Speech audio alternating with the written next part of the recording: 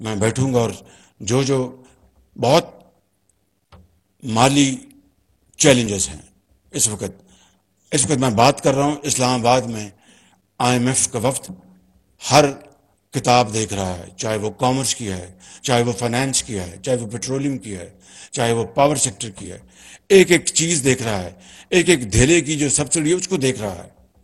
ہمیں زندہ رہنا ہے، مگر جس طرح زندہ قومیں رہتی ہیں، حق وہ ہے جس طرح زندہ قومیں رہتی ہیں، بھیک یا کشکول آگے کر کے نہیں۔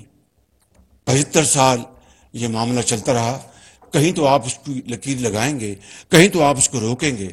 یہ تب رکے گا کہ پوری قوم ایک فیصلہ کر لے کہ ہم اکٹھے ہو کر ہم اس بھوک افلاس، اس مہنگائی کا مقابلہ کریں گے، پاکستان کے اپنے وسائل پیدا کریں گے، اور انشاءاللہ یہ بیکاری پن اور یہ کشکول کو توڑیں گے۔